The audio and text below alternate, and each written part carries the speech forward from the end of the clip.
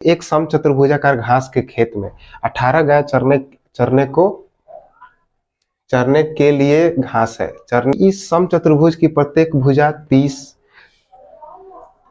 Metre है और बड़ा विकर्ण जो है कितना है 48 है। ठीक है, और प्रत्येक है तो प्रत्येक गाय को चरने के लिए इस घास के खेत का कितना क्षेत्रफल प्राप्त होगा। क्वेश्चन समझ में आ गया होगा। सबसे पहले देखिए, एक समचतुर्भुज समझते हैं किसे कहते हैं? नहीं समझते हैं। समचतुर्भुज से बोलते हैं, देखिए समचतुर्भुज एक वर्ग होता है, ठीक ना, एक वर्ग ही होता है।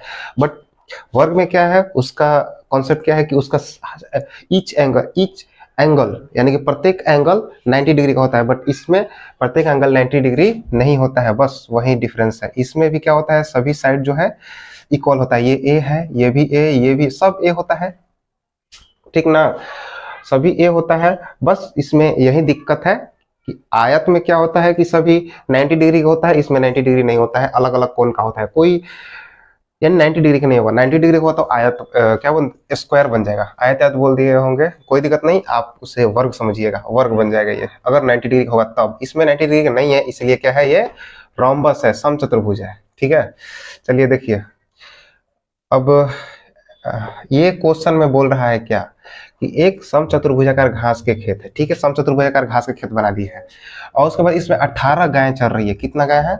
18 गाय चर रही है।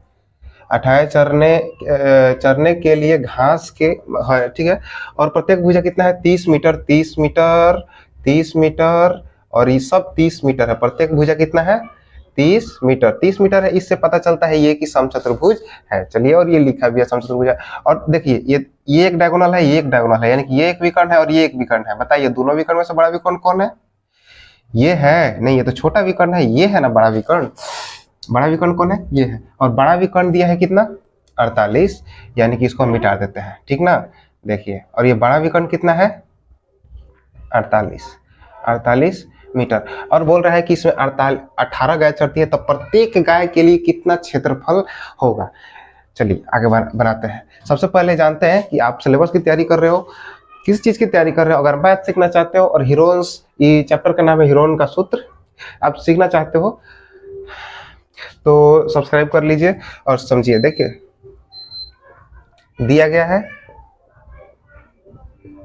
क्या दिया गया है, खेत की लिखेंगे, खेत की भुजा कितना है, 30 मीटर है। चलिए, बड़ा विकर्ण कितना है, 48 मीटर। चलिए, समझ में आ गया होगा, 48 मीटर है। चलिए, अब देखिए, ये ट्रायंगल बन रहा है और ये ट्रायंगल, दो ट्रायंगल है कि नहीं है ना, समझ में आ रहा है भाई। देखिए, ये ट्रायंगल, ये एक विषम बाहु त्रिभुज बन रहा है कि नहीं। विषम बाहु मतलब जिसका कोई भी साइड इक्वल नहीं होता है। 30-30 अलग अलग, 30-30 अलग अलग, 30-30 अलग अलग, यानी कि समद्विबाहु है। कोई बात नहीं, समद्विबाहु को ही हम विषम बाहु ही मानते हैं, हीरोन का फॉर्मूला से ही सॉल्व करते हैं। चलिए, कोई बात नहीं, इसको सॉल्व करते हैं। ई सॉल्व कर लेंगे और उसमें क्या करेंगे, 2 से गुणा कर लेंगे। क्यों 2 से गुणा करेंगे, बताइए। क्योंकि ये देखिए, यही है ना, यही साइड ये है, यही साइड ये है, तो क्या, यानी कि ये दोनों एक ही है। इसमें 200 या निकाल करके 2 से गुणा करते हैं। चलिए, अब सॉल्व करते हैं।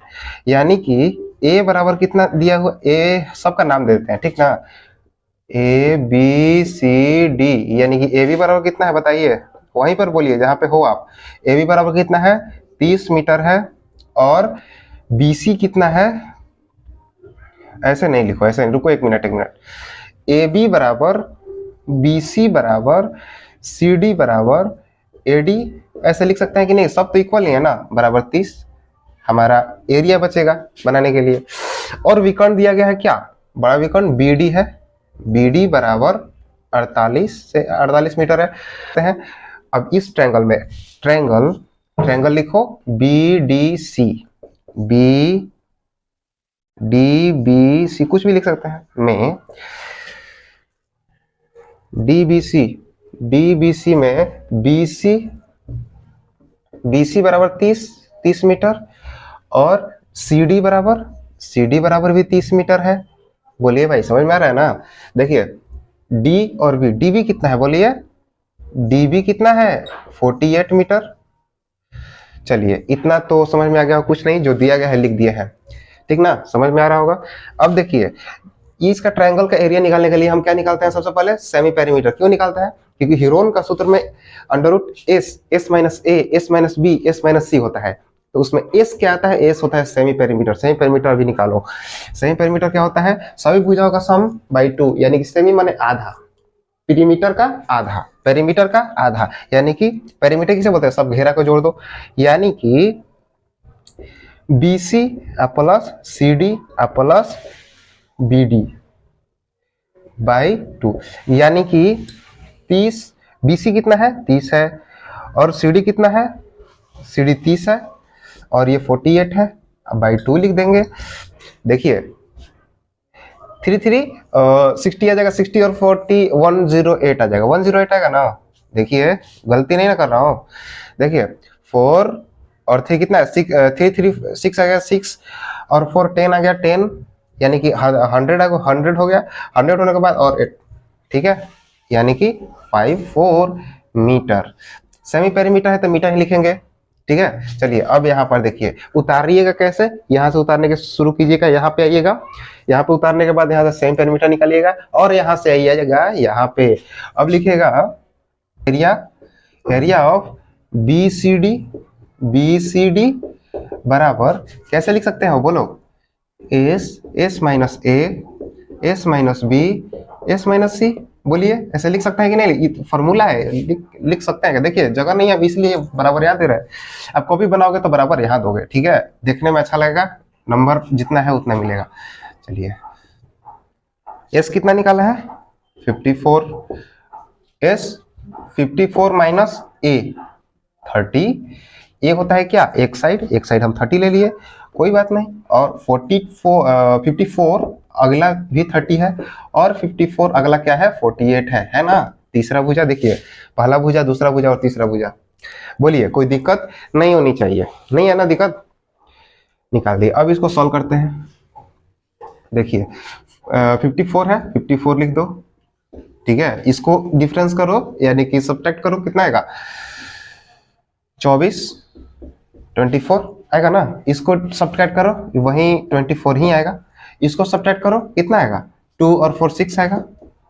चलिए कोई प्रॉब्लम नहीं होनी चाहिए, देखिए सब ज्यादा पा दिया, कोई दिक्कत नहीं, पा दिया तो मिटा सकते हैं, सब हमारे पास है।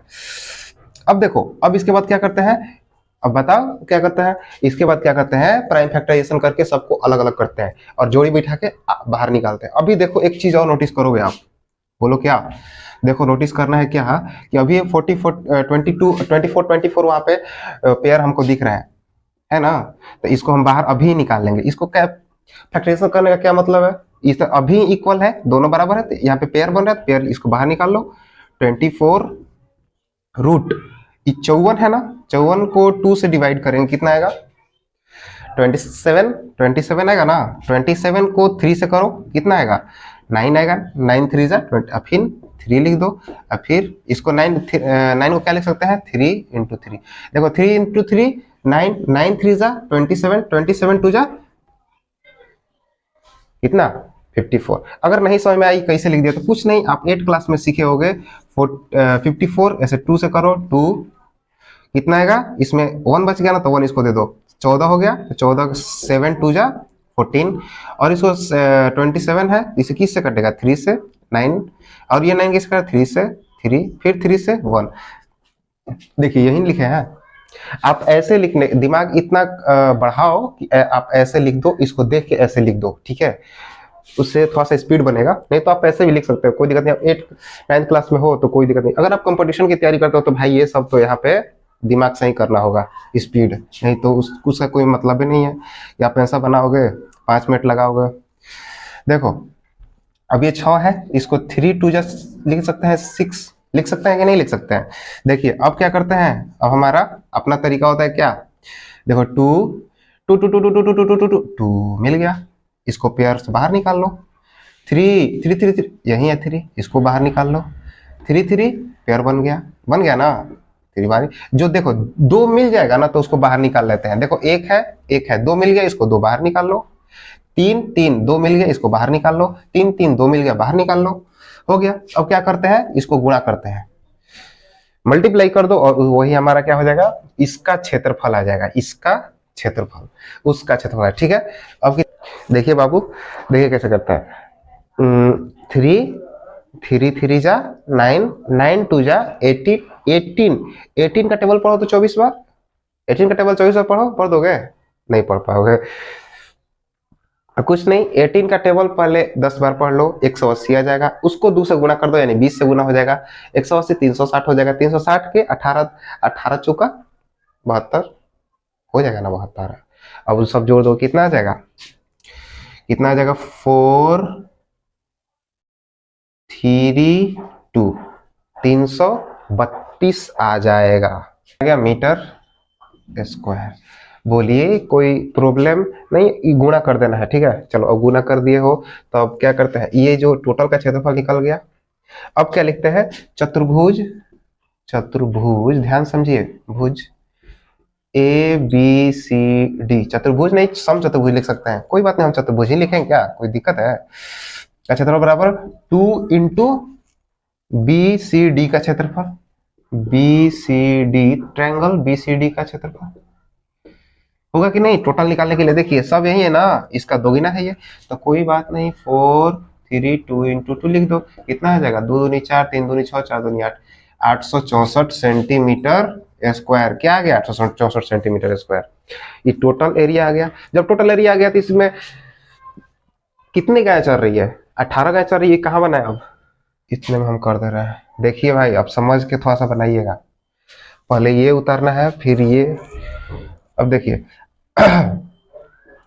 18 गाय, 18 गायों की चरने का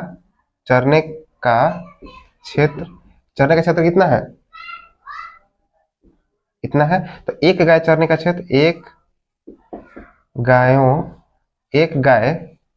नहीं गाय का चरने का क्षेत्र बराबर 8 6 4 बटा 18 करो तो 18 58 78 चौक 72 72 10 82 13 84 85 86 10 14 आ गया, 18 8 44 18 44 48 सेंटीमीटर, सॉरी सेंटीमीटर लिख रहा हूँ, मीटर है ना तो मीटर स्क्वायर, 48 मीटर स्क्वायर यही। ठीक है, देखो 18 गाय जो है इतना क्षेत्र चढ़ती है, तो एक गाय, क्वेश्चन क्या बोल रहा था, इस घास के खेत का भी कितना क्षेत्रफल होगा, सॉरी तो प्रत्येक गाय मतलब एक गाय कितना चरेगी, तो 18 गाय को चरने का क्षेत्रफल कितना है, इतना मीटर स्क्वायर है।